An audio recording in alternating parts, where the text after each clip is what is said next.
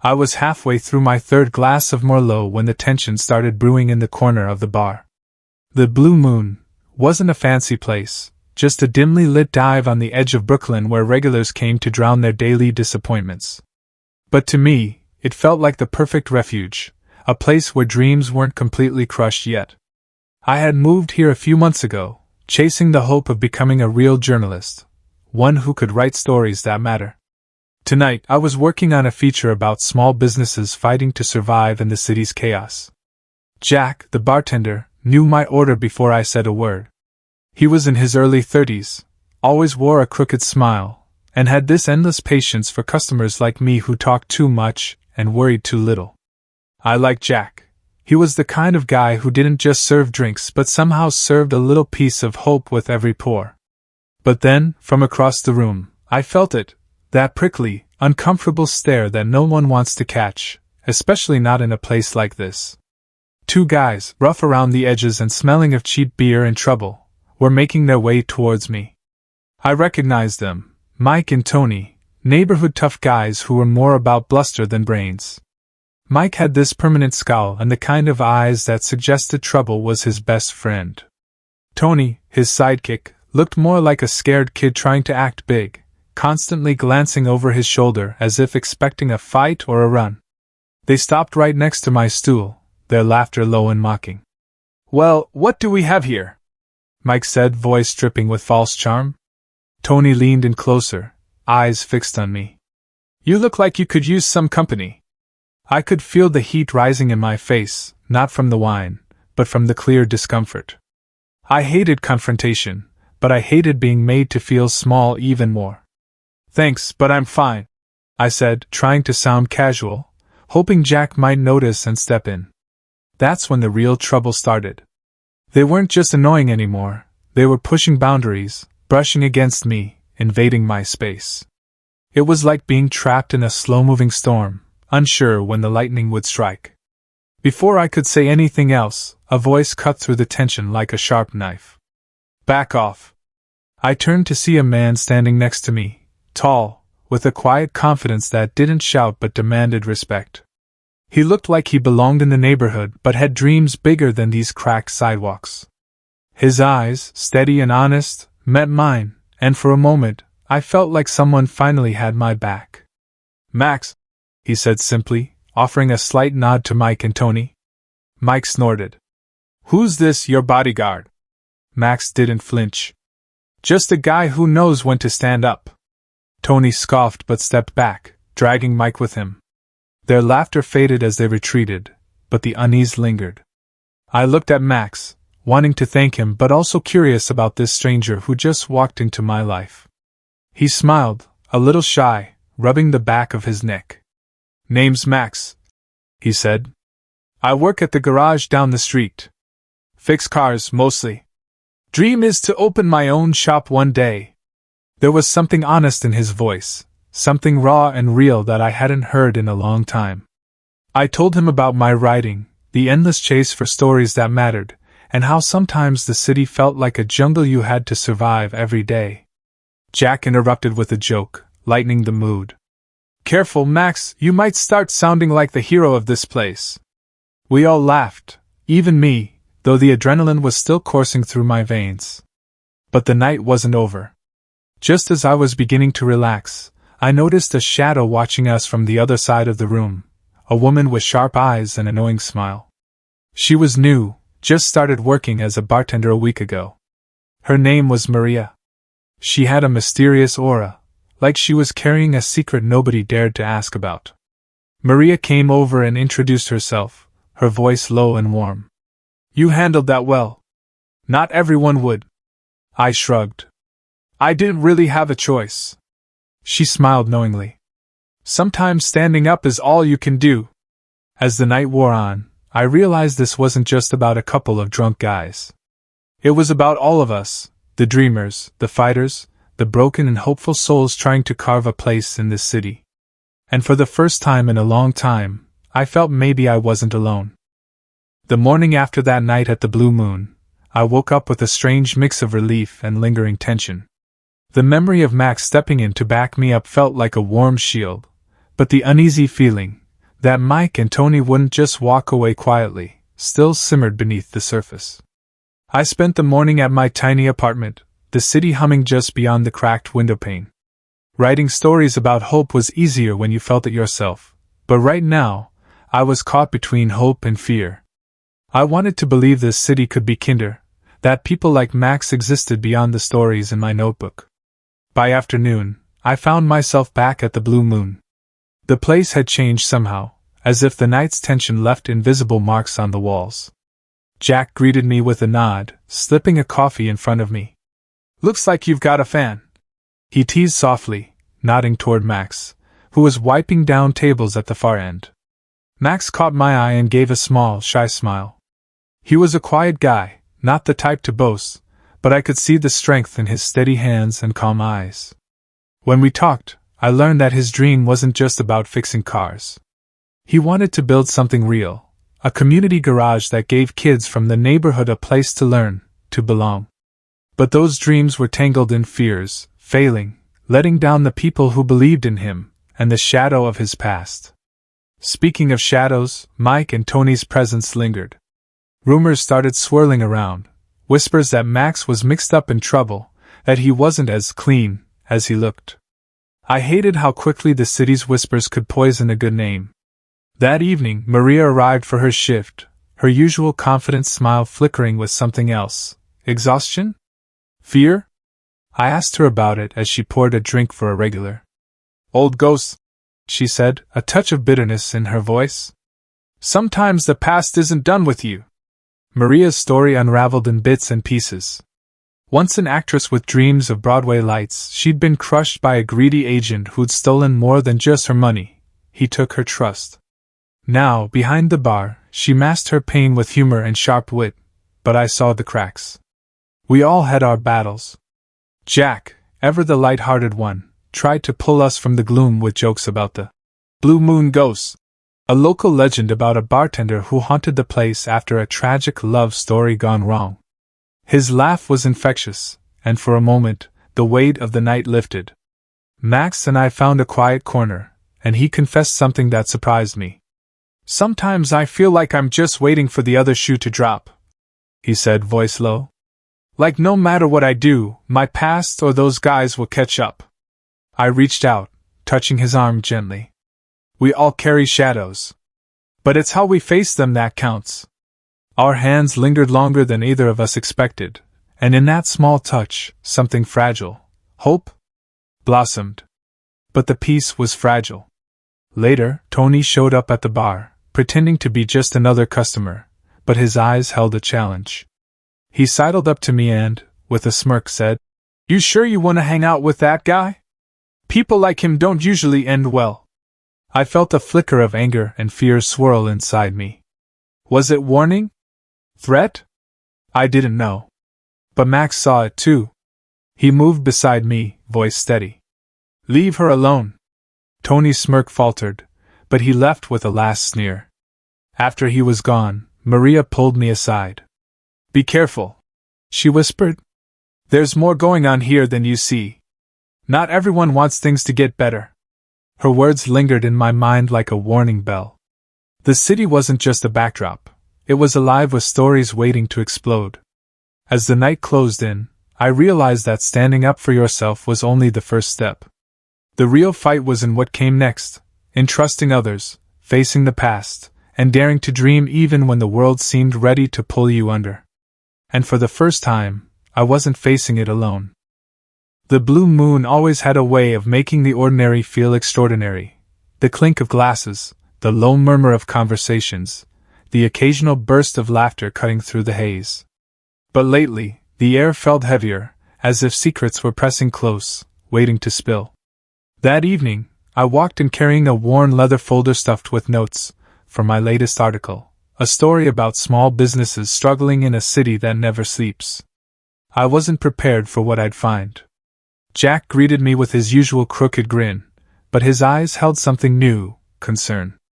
"You look like you just wrestled a bear," he joked, wiping down the bar. "Rough day?"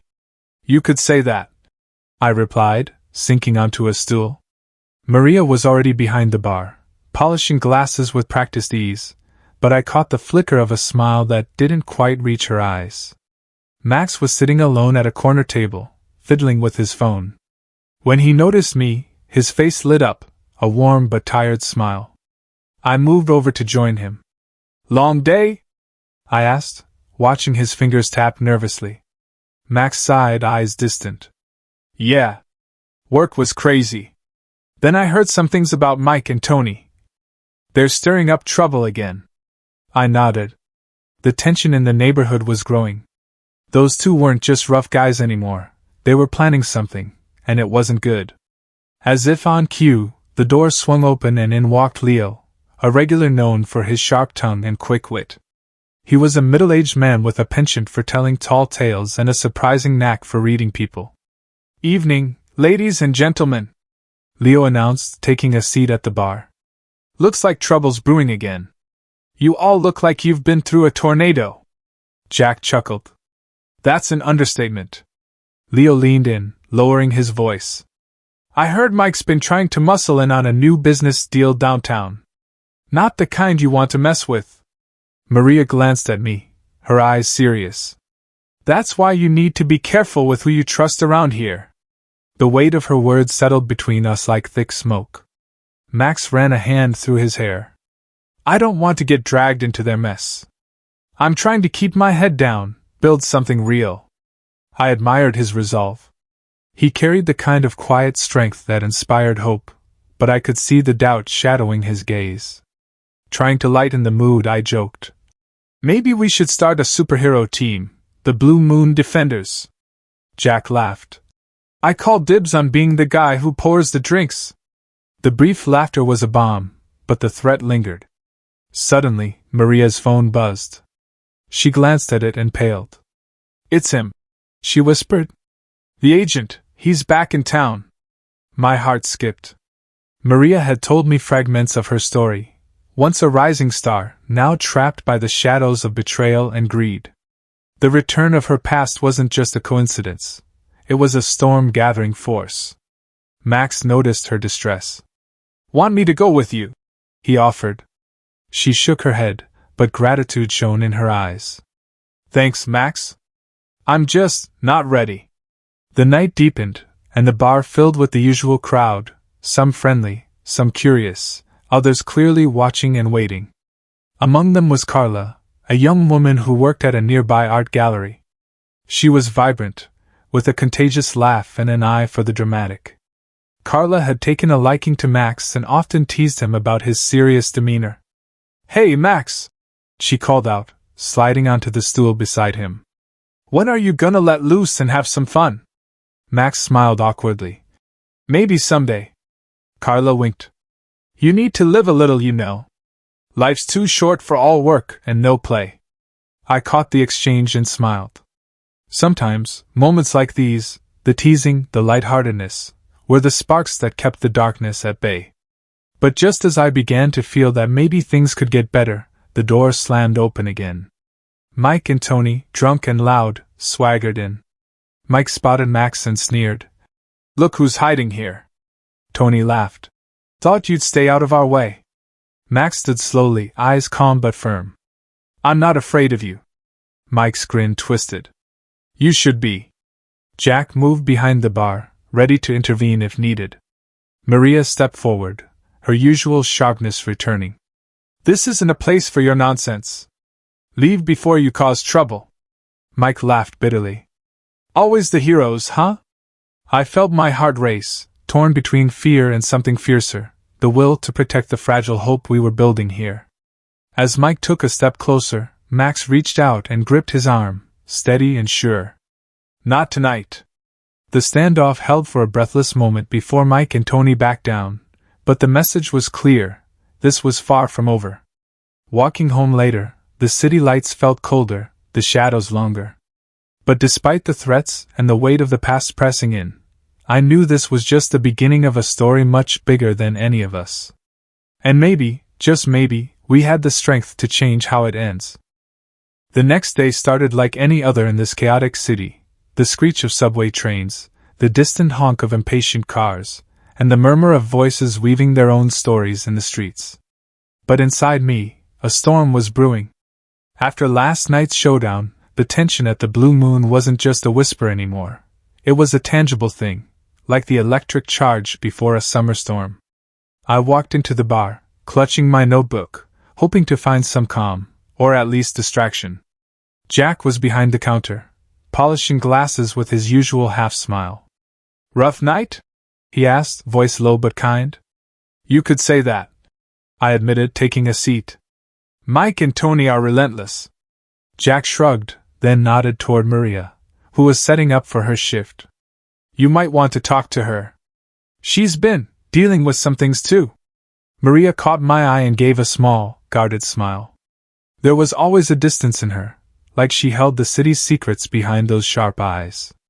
But today, there was something different. Maybe it was the weight of the past catching up. I sat beside her once her shift started.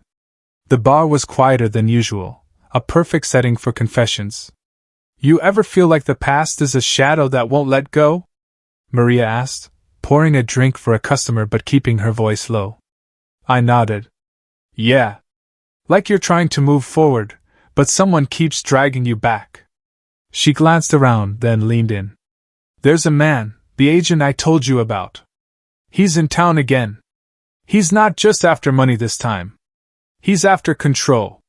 I swallowed hard. Maria's dreams of Broadway were bright and alive once, but the betrayal had dimmed them, left her cautious and closed off. Yet beneath that caution was a fire I hadn't noticed before, a hunger for justice, maybe even revenge. Jack interrupted, his voice breaking the tension with a joke. "Looks like the Blue Moon's turning into a soap opera. Who needs TV when you have us?" I laughed, the first genuine sound in hours. Later, Max showed up, rubbing the sleep from his eyes. His quiet strength was comforting, but today I saw cracks, worries about the growing threats and the uncertainty of his own future. He sat beside me and said softly, "I've been thinking about what you said. About facing shadows. I'm scared, but I don't want to give up." I reached for his hand. "Neither do I." For a moment, the world outside the bar faded. Our fingers intertwined, a simple touch filled with promise and fragility. Then the door swung open with a bang. Leo stumbled in, breathless and wild-eyed. "You won't believe this," he gasped. "Mike's planning something bigger, a takeover of the garage where Max works. He wants to squeeze him out." Max's jaw tightened. "That's my life. My dream." Maria stood, fierce and protective. "We can't let them win." Jack nodded. "Time to fight smarter, not harder." Carla appeared behind Max, a mischievous grin lighting up her face. "Looks like you're not just fixing cars, Max. You're fixing futures." Her optimism was contagious, and for the first time in days, I felt hope. But the city had other plans. That night, as I walked home under flickering streetlights, a shadow slipped out from an alley. "Hey!" a voice whispered. It was Tony, his face bruised but his eyes sharp. "I'm not like Mike," he said, surprising me. "There's stuff you don't know. Things that could change everything." Before I could react, he was gone, leaving me with more questions and a growing feeling that the line between friend and foe was blurrier than I thought. Back at home, I stared at the ceiling, heart racing. The story I thought I was chasing was becoming a tangled web of secrets, loyalties, and dangerous truths. And somewhere deep inside I knew, whatever happened next, nothing would ever be the same. The city was alive that night, not with the usual buzz of nightlife, but with a tense, electric energy that made every shadow seem to watch, every whisper to carry weight. The Blue Moon was quiet, its usual warmth tinged with the sense that something was about to break. I arrived early, heart pounding in a way I hadn't felt since that first night when Max stood up for me. The past few weeks had spun us all into a complicated dance of trust, fear, and hope, and tonight felt like the moment it would all come to a head. Jack greeted me with a wink. "You look like you're ready for a showdown or a dance-off. Which is it?" I smiled despite myself. "Maybe both." Maria was behind the bar, sharper and more radiant than I'd seen in days, her Broadway dreams simmering beneath her guarded exterior, fueling a fierce resolve. Max was already there, eyes dark but steady. He caught my gaze and gave a small nod, the kind of silent promise that said, "We're in this together." Carla showed up shortly after, her laughter breaking the tension as she joked about bringing artistic justice to the chaos. She had a way of reminding us that even in darkness, light could be found, sometimes in the most unexpected places. Then, as if the city had sent its own storm, Mike and Tony burst through the door, swaggering but wary. The bar fell silent. Mike's sneer was sharper than ever. "Thought you could hide here forever, Max." Max stood, his voice calm but firm. "I'm not hiding. I'm standing." Tony's eyes flicked to me, and for a moment, I saw something unexpected, hesitation. Then it was gone. Before Mike could retort, Leo stepped forward, surprisingly solid in his usual chaotic charm. "Maybe it's time we all stopped pretending this is just about muscle and threats."